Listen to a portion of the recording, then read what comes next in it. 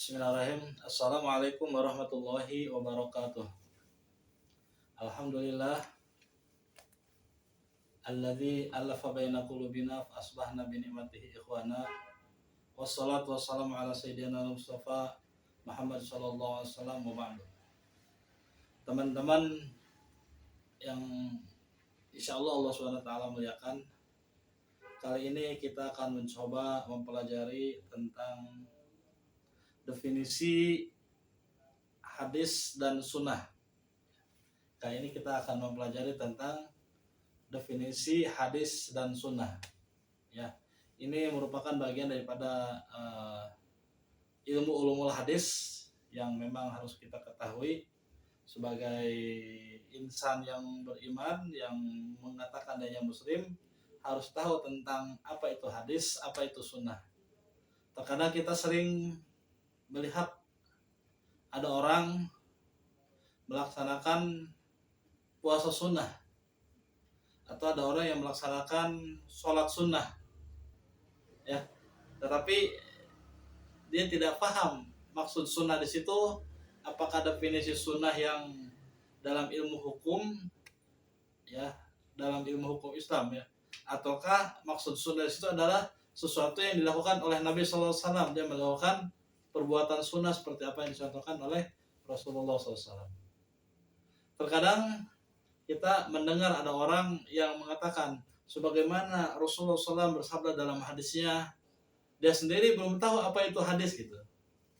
Maka oleh karenanya perlu kita memahami dan mengetahui apa itu hadis, apa itu sunnah.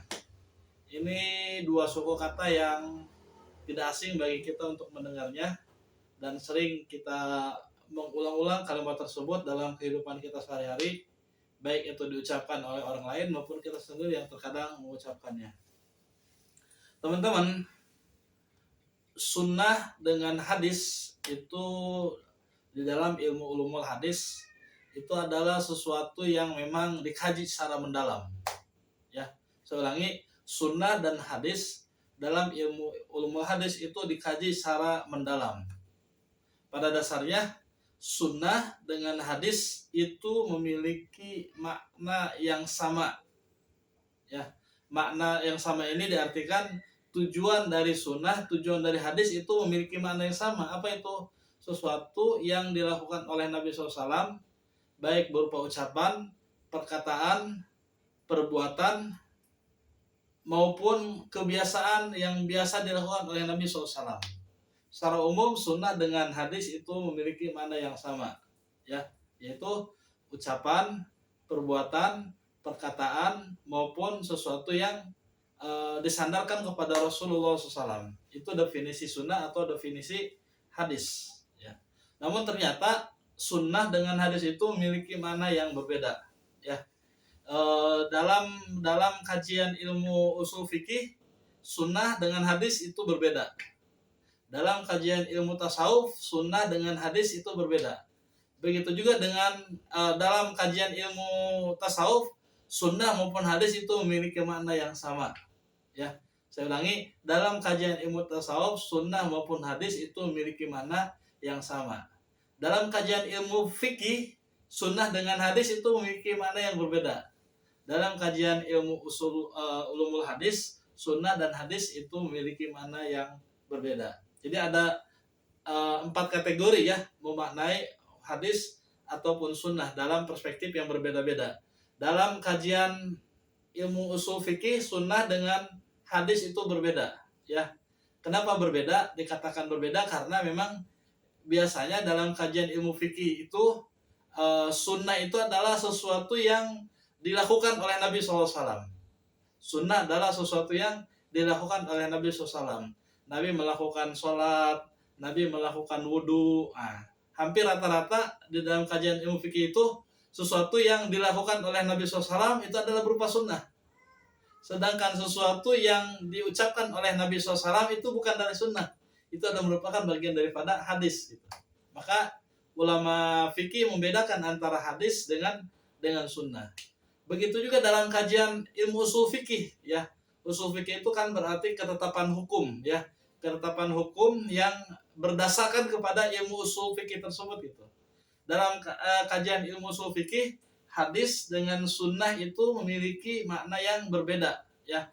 Kalau di dalam ilmu usul fikih itu ketika sesuatu yang disandarkan kepada Nabi Shallallahu Alaihi Wasallam ya, sesuatu yang disandarkan kepada Nabi Shallallahu Alaihi Wasallam, baik perkataan, perbuatan maupun ketetapan yang dilakukan Nabi itu adalah merupakan hadis. Adapun sunnah di dalam ilmu usul fikih ya, itu adalah sesuatu yang sesuatu menjadi hukum gitu, sesuatu yang menjadi hukum ya, karena kita ketahui bahwa di dalam kajian ilmu hukum Islam bahwa hukum itu kan terbagi kepada dua bagian ya, ada yang disebut dengan hukum wad'i, ada dengan hukum taklifi. Itu diajarkan di dalam ilmu usul fikih gitu. Begitu juga dengan kajian ilmu tasawuf ya. Kalau dalam kajian ilmu tasawuf ternyata hadis dengan sunnah itu memiliki makna yang sama. Selama itu ucapan, selama itu perbuatan, selama itu ketetapan Nabi SAW, kalau kita melakukannya dengan penuh keikhlasan, kalau kita melakukannya itu karena Allah Subhanahu Wa Taala, maka tidak membeda-bedakan mereka, baik definisi hadis maupun definisi sunnah ya. Itu dalam kajian kacamata ilmu tasawuf. Maka kajian ilmu tasawuf itu kan sifatnya mereka lebih kepada lebih kepada sesuatu yang perbuatan sehari-hari yang dilakukan oleh Nabi SAW gitu. Kemudian mereka contohnya dalam kehidupan sehari-hari. Contoh misalkan ya, bagaimana Nabi berjenggot gitu, bagaimana Nabi memakai pakaian. Kan banyak orang-orang tasawuf atau orang-orang sufi memakai pakaian seperti ala Nabi dengan pakaian gamis dan sebagainya. Mereka berjenggot dan sebagainya. Mereka berzikir, mereka bertahlil dan sebagainya. Mereka tidak membedakan apakah itu sunnah atau apa itu hadis gitu. Jadi mereka tidak membedakan definisi tersebut. Dalam kajian ilmu dalam kajian ilmu ulumul hadis yang akan kita bahas di sini, ternyata memang hadis dengan sunnah itu memiliki perbedaan makna ya. Dalam kajian ilmu ulumul hadis yang akan kita pahami pada kesempatan kali ini, memang memiliki makna yang berbeda antara sunnah dengan hadis Nabi SAW. Secara bahasa ya, sunnah itu bermakna jalan atau arah atau perbuatan ya, atau sunnah juga dikatakan sebagai tingkah laku dalam kehidupan ya. Ada sebuah hadis yang dikatakan ya, man sanna sunnatan hasanatan, barang siapa yang melakukan perbuatan kebaikan. Sananya di situ diartikan sunnah. Barang siapa yang melakukan suatu kebaikan, sana di situ artinya sunnah. Barang siapa yang melakukan sunnah, dan sunnah itu ada suatu kebaikan.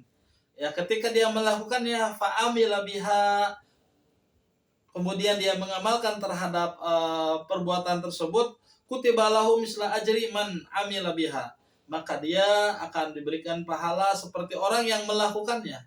Jadi ketika seorang melakukan sunnah kemudian dicontohkan oleh orang lain, maka orang yang mencontohkan itu dia orang yang pertama mendapatkan pahala seperti orang yang mencontohkan itu. Begitu juga dengan waman sanna sunnatan sayyi'atan, dan barang siapa yang melakukan perbuatan keburukan itu. Jadi sunnah itu bisa memiliki makna secara bahasa nih ya, bisa memiliki makna suatu kebaikan, bisa memiliki makna suatu keburukan. Maka definisi sunnah itu lebih umum dibandingkan dengan definisi hadis secara bahasa. Bahkan di dalam Al-Quran sendiri Allah menyebutkan kalimat sunnah itu sebanyak 15 kali. Ya, sebanyak 15 kali. Sedangkan definisi sunnah secara istilah adalah kullu ma usiru ala nabi sallallahu alaihi wasallam min qaulin aw fi'lin aw taqririn aw sifatin khalqiyah aw khulqiyah aw sirah sawa'un akana dzalika qabla al-bi'tsah fi ghori hira aw ba'da. Yaitu sesuatu yang berasal dari Nabi SAW itu sunnah. Sesuatu yang berasal dari Nabi SAW, baik qaulin ucapannya, au fi'lin atau perbuatannya, au takririn atau takrir ketetapan Nabi SAW, au sifatin khalqiyah, atau sifat akhlak Nabi Shallallahu Alaihi Wasallam, sifat budi pekerti Nabi SAW. Seperti apa? Nabi tersenyum, Nabi memberi sesuatu kepada orang lain, Nabi melakukan sesuatu yang memang itu menjadi pekerti Nabi, yang kemudian itu jadikan sebagai contoh untuk kita sebagai umatnya, ya. Au khalqiyah, au khuluq, au sirah, atau jalan hidup Nabi Shallallahu Alaihi Wasallam. Bagaimana sirah Nabi Shallallahu Alaihi Wasallam, ya? Sejarah Nabi SAW, beliau berdagang, ya. Kalau kita mau melakukan sunnah Nabi SAW kan, Nabi itu adalah seorang pebisnis, ya. Antara dakwah dengan bisnisnya, justru lebih lama bisnis beliau dibandingkan dengan dakwah, ya.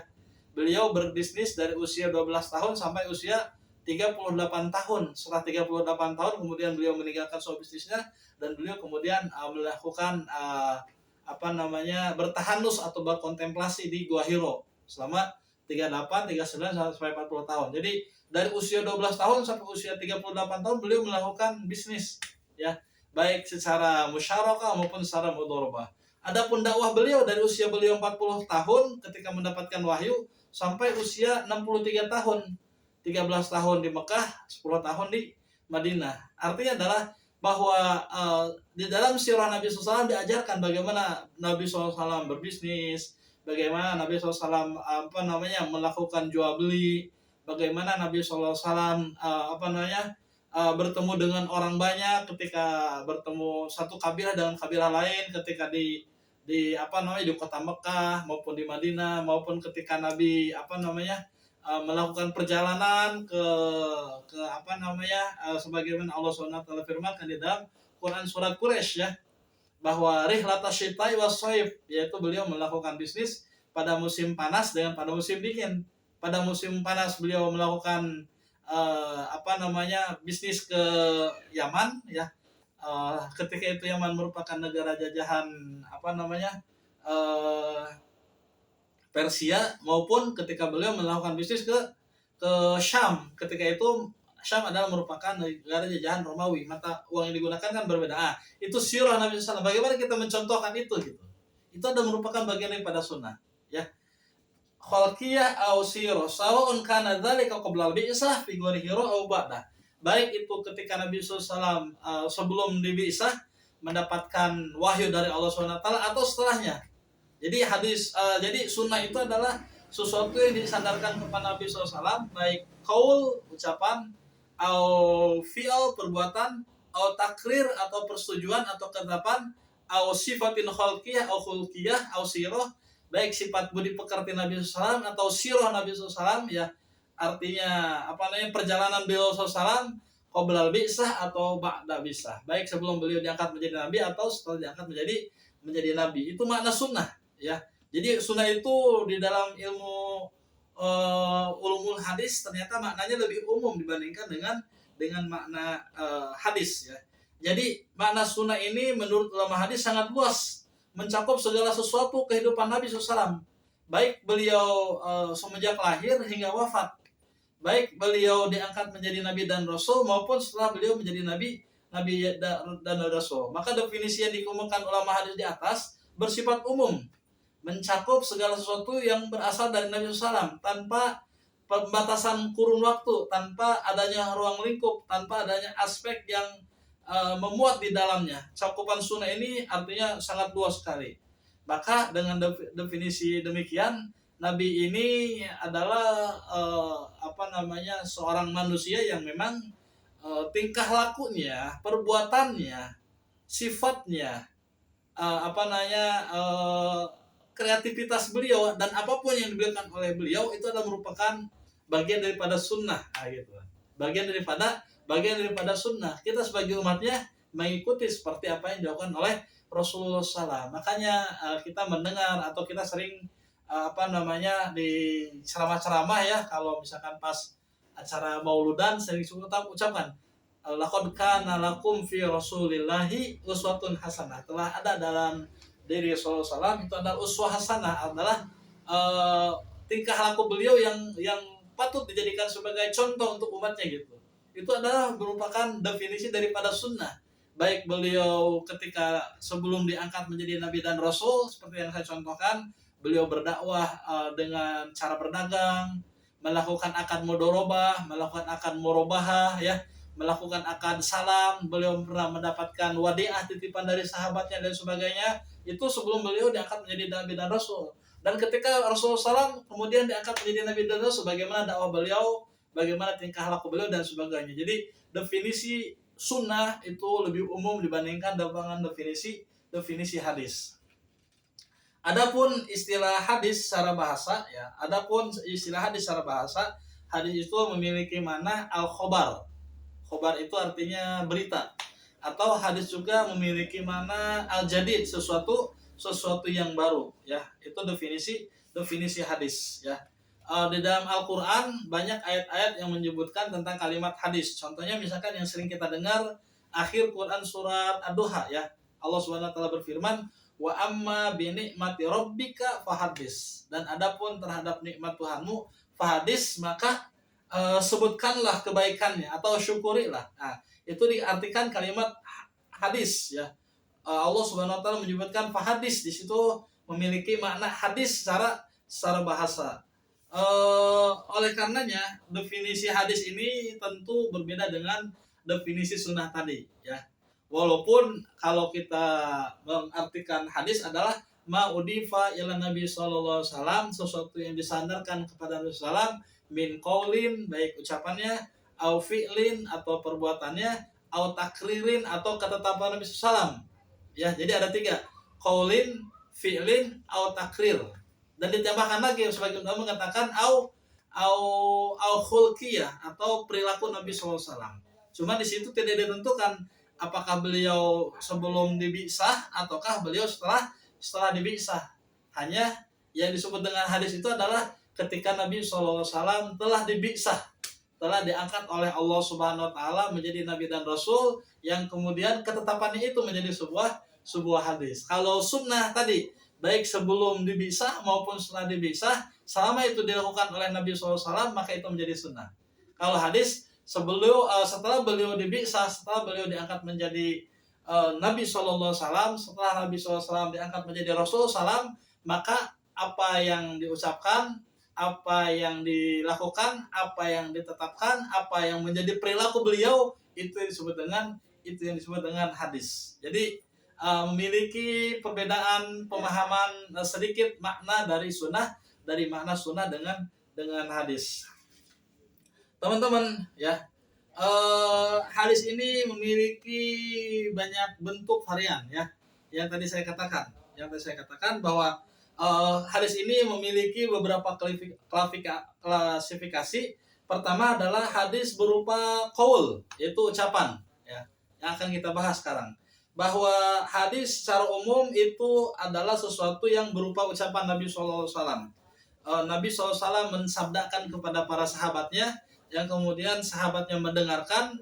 Apakah sahabat itu jumlahnya 10 orang, 20 orang, yang akan kita bahas tentang hadis mutawatir, ya. Atau sahabat yang hanya mendengarkan 1 orang. Nah, contoh misalkan hadis tentang masalah niat, Nabi SAW bersabda, ya, an Amiril Mukminin Umar bin Khattab radhiyallahu anhu annahu qala sami'tu Rasulullah, dari Umar bin Khattab radhiyallahu anhu, dia berkata bahwa aku mendengar Rasulullah qala bersabda.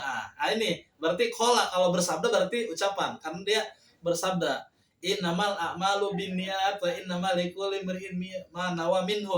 Sesungguhnya sahnya suatu perbuatan itu adalah tergantung kepada niat. Itu adalah merupakan ucapan Nabi SAW atau hadis Nabi SAW tentang masalah rukun Islam, ya. Diriwayatkan dari anaknya Umar bin Khattab, Adi bin Umar Abdullah, ya, Adi bin Umar radhiyallahu anhu, anna Rasulullah qala sami'tu Rasulullah yaqulu. Ini bunyal Islamu ala khamsin syahad. Ini adalah merupakan hadis berupa ucapan Nabi Shallallahu alaihi wasallam, ya. Hadis berupa ucapan ini, teman-teman, jika kita membahasnya secara mendalam, ternyata ada beberapa kajian yang dijelaskan oleh para ulama. Pertama, sabda Nabi disampaikan di hadapan orang banyak, baik melalui majelis ilmu, khutbah maupun ceramah, selama itu diucapkan. Yang kedua adalah hadis Nabi SAW di depan seorang atau beberapa orang saja, selama itu diucapkan. Atau yang ketiga, hadis Nabi SAW berupa qaul yang dikemukakan oleh Nabi SAW, adanya sebab tertentu, ya. Ada suatu kejadian, kemudian Nabi SAW menjelaskannya kepada para sahabatnya. Atau ada orang yang bertanya kepada Nabi SAW, ya, contoh misalkan kebiasaan masyarakat Madinah, yaitu mereka melakukan bisnis dengan cara menjual barang kepada orang lain, yang kemudian ternyata harga itu menjadi tidak tentu harganya. Yang kemudian para sahabat ketika bertemu dengan Nabi meminta fatwa kepada beliau, wahai Nabi, tolong tentukan masalah harga supaya kami memiliki ketetapan masalah harga dan yang sama. Nabi SAW, antum a'lamu bi umuri dunyakum. Ini merupakan ucapan hadis Nabi SAW tentang masalah ketetapan harga. Yang kedua adalah hadis yang berupa tentang perbuatan. Sesuatu yang dilakukan oleh Nabi SAW, perbuatannya itu adalah merupakan bagian daripada hadis Nabi SAW. Hadis yang berupa perbuatan ini disandarkan kepada Rasulullah SAW. Nabi melakukan suatu perbuatan yang disaksikan oleh seorang sahabat ataupun beberapa orang sahabat. Contoh misalkan hadis tentang bagaimana Nabi SAW melakukan salat, riwayat Abu Hurairah, ya. Nabi mengatakan, "Shollu kama ra'aitumuni usolli." Salatlah kalian sebagaimana aku salat. Ini hadis yang dilakukan oleh Rasulullah, perbuatannya yang kemudian kita menirukan bagaimana kita melakukan salat. Ini adalah merupakan hadis yang berkaitan dengan masalah perbuatan. Ada juga hadis yang berkaitan dengan perbuatan adalah yang tidak disebabkan oleh sebab tertentu. Hadis-hadis yang berbentuk perbuatan yang tidak disebabkan oleh sebab tertentu lebih banyak dibandingkan hadis-hadis yang disebabkan oleh faktor-faktor tertentu. Nabi berbuat tiap hari dan kebanyakan perbuatan itu terjadi tanpa didahului oleh sebab tertentu, adanya motivasi tertentu, ya. Jumlah hadis kategori ini sangat banyak, mencakup segala aktivitas yang Nabi SAW melakukan yang berkenaan dengan ibadah maupun muamalah. Contoh misalkan Nabi SAW melakukan doa, ya. Kan aksaru doa Nabi SAW, Allahumma rabbana atina fid dunya hasanah wa fil akhirati hasanah wa qina adzabannar. Jadi hadis pilih ini adalah hadis yang disebabkan oleh sebab-sebab yang tidak disebabkan oleh sebab-sebab tertentu. Yang ketiga adalah hadis yang berupa perbuatan dilakukan di hadapan orang banyak, ya. Contoh misalkan Nabi SAW melakukan perbuatan dalam wudu, ya. Nabi SAW memberikan contoh bagaimana beliau berwudu. Kemudian para sahabat ketika beliau berwudu melihatnya langsung. Kemudian ketika beliau melihat Nabi SAW berwudu, maka para sahabat pun menirunya, maka para sahabat pun mencontohnya. Begitu juga dengan ketika Rasulullah SAW telah melakukan umroh, ya. Kemudian setelah beliau umroh, kemudian beliau sa'i, yang kemudian setelah itu para sahabat pada diam gitu. Apa yang harus dilakukan oleh beliau? Maka kemudian beliau langsung bertahalul, mencukur rambutnya. Para sahabat ada yang sebagian mencukurnya, ada sebagian sahabat yang memotongnya sedikit-sedikit gitu. Maka kemudian Nabi SAW membotak semua rambutnya gitu. Ketika Nabi SAW melihat bahwa Rasulullah SAW tahalulnya itu dengan mencukur seluruh rambutnya, artinya dibotak, maka kemudian itulah yang dijadikan sebagai contoh perbuatan Rasulullah yang dilihat oleh para sahabatnya secara umum yang itu dilakukan, dan para sahabatnya ketika melihat maka bertahalul dengan cara tahlik, yaitu mencukur rambut secara keseluruhan. Itu adalah merupakan bagian daripada sunnah Nabi SAW. Ada juga hadis yang berupa perbuatan, ya, takrir, ya. Ini Nabi SAW menetapkan sebuah hadis yang memang itu tidak diucapkan, itu tidak dilakukan, tetapi beliau menetapkan suatu perbuatan itu yang beliau setuju dengan perbuatan itu gitu. Maka itu menjadi sebuah takdir. Contoh misalkan dua orang sahabat yang melakukan suatu perjalanan, ya, kemudian tidak menemukan air sedangkan waktu salat asar sudah tiba gitu. Ada di antara sahabat ada yang bertayamum, kemudian dia melakukan sholat, kemudian setelah bertayamum kemudian sholat, ternyata turun hujan. Ketika turun hujan, sahabat yang satunya lagi dia berwudu dengan air tersebut, kemudian dia sholat lagi. Ketika kejadian ini ditanyakan kepada Nabi SAW, kemudian Nabi SAW mengatakan, asobta sunnah, kamu yang melakukan tayamum telah melakukan sunnah. Sedangkan untuk dia yang melakukan sholat lagi ketika turun hujan, padahal dia sudah sholat, Rasulullah SAW mengatakan, lakal ajru marotain, kamu mendapatkan 2 pahala. Pahala dia bertayamum, pahala dia melakukan sholat kembali ketika menemukan air. Ketetapan Nabi SAW ini disebut dengan hadis takrir. Banyak sekali hadis-hadis takrir seperti itu ya. Selain tadi yang saya contohkan ya, kalau kita merujuk kepada kitab Bulughul Maram atau kitab hadis-hadis yang lain, kitab Al-Lu'lu' wal Marjan, itu banyak sekali hadis-hadis Nabi yang menceritakan tentang masalah ketetapan takrir Nabi SAW. Ya, kemudian hadis yang berupa hal ihwal ya, artinya hal ihwal ini lebih kepada fisik dan budi pekerti Nabi SAW ya. Contoh misalnya suatu ketika Aisyah ditanya oleh para sahabatnya, bagaimana sifat Nabi SAW, bagaimana akhlak Nabi SAW. Aisyah mengatakan khuluqul Quran, akhlak Nabi adalah Al-Quran. Jadi kalau mau melihat bagaimana akhlak Nabi, lihatlah Al-Quran. Oleh karenanya Allah mengatakan dalam Al-Qurannya, wa innaka la'ala khuluqin azim. Sesungguhnya engkau Muhammad adalah seorang manusia yang memiliki akhlak yang paling mulia, akhlak yang paling agung. Kenapa? Karena memang hal ihwal, sifat, sirah, fisik dan lain sebagainya yang dimiliki oleh Nabi SAW itu menjadi panutan untuk kita sebagai umatnya.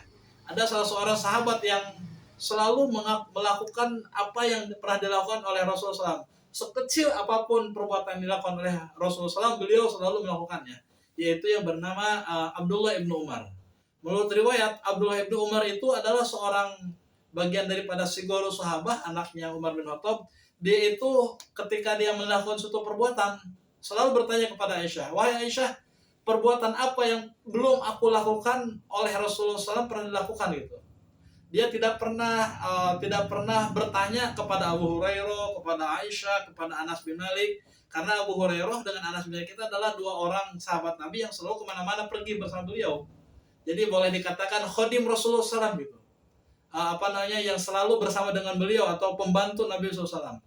Selalu Ibnu Umar itu bertanya tentang masalah pribadi Nabi SAW. Nabi rambutnya panjang, Ibnu Umar melakukannya. Nabi bercela ya, melakukan sifat untuk matanya, beliau melakukannya. Bahkan suatu ketika Abdullah Ibnu Umar akan pergi ke suatu tempat ya. Kemudian dia bertanya kepada Anas bin Malik, wahai Anas, apakah ketika Nabi SAW pergi ke suatu tempat beliau berteduh di tempat ini? Kemudian Anas mengatakan, iya, beliau kalau misalkan pergi ke suatu tempat pasti berteduh di tempat ini. Maka ketika Abdullah ibnu Umar bepergian, beliau selalu tinggal dulu di tempat itu, singgah dulu di tempat itu gitu.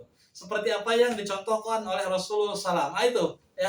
Jadi itu sudah merupakan bagian daripada khuluqi atau sirah Nabi SAW yang terus dilakukan oleh Abdullah bin Umar. Ya. Hadis juga berupa ada 4 kriteria yang dikatakan sebagai hadis Nabi SAW. Pertama adalah yang berkaitan dengan masalah qaul, yang kedua adalah yang berkaitan dengan masalah fi'al, perbuatan, yang ketiga adalah yang berkaitan dengan masalah takrir, yang keempat adalah yang berkaitan dengan masalah khalqiyah ya, atau sirah Nabi SAW, akhlak Nabi SAW. Teman-teman, kalau kita melihat kepada posisi hadis ya, hadis ini adalah merupakan hujjah umat Islam kedua setelah Al-Quran. Kenapa? Karena hadis adalah merupakan penjelasan daripada Al-Quran. Ketika Al-Quran menjelaskan sesuatu di dalam ayatnya yang kemudian ayat-ayat itu terlalu terperinci ya, terlalu tafsili ya, kemudian dijelaskan oleh hadis Rasulullah SAW. Contoh misalkan tentang sholat ya, Allah menyebutkan waqimus sholah wa atuz zakat, dirikanlah sholat dan tunaikanlah zakat. Tidak terperinci seperti apa sholatnya. Maka sholat seperti apa dinyatakan di dalam hadis Nabi SAW, shollu kama ra'aitumuni usolli, sholatlah kalian sebagaimana aku sholat. Gitu. Jadi hadis merupakan penjelasan dari Al-Quran. Atau ada ayat-ayat Al-Quran lain ya tentang masalah sholat tahajud misalkan ya, aqimis sholah lidulu minal laili fatahajjad bihi, dan dari sebagian malam maka bertahajudlah kalian. Sebagian malamnya itu seperti apa? Maka diceritakan di dalam hadis Nabi SAW ya, ada sahabat yang bertanya kepada Nabi SAW, contohnya Abu Bakar, kapan waktu sholat tahajud yang paling tepat? Nabi SAW tidak menentukan kapannya. Bahwa Abu Bakar itu selalu melakukan sholat tahajud setelah sholat Isya. Ketika ditanyakan kepada Nabi SAW, itu menjadi sebuah takrir dan beliau tidak menyalahkannya. Begitu juga dengan sahabat yang bernama Utsman bin Affan ya. Beliau itu selalu melakukan tahajud setelah tidur. Tapi Nabi SAW tidak menyalahkan itu. Itu bagian daripada takrir. kalimat tahajudnya di dalam Al-Qur'an sangat umum sekali ya, kapan pelaksanaannya kemudian dijelaskan di dalam hadis Nabi Shallallahu alaihi wasallam. Jadi demikian ya pembahasan kita pada kali ini tentang masalah definisi sunnah dengan definisi hadis dan bagaimana ketetapan Nabi SAW tentang masalah kedua definisi tersebut ya, yaitu sunnah yaitu hadis. Mudah-mudahan ada manfaatnya. Terima kasih atas waktu dan kesempatannya. Assalamualaikum warahmatullahi wabarakatuh.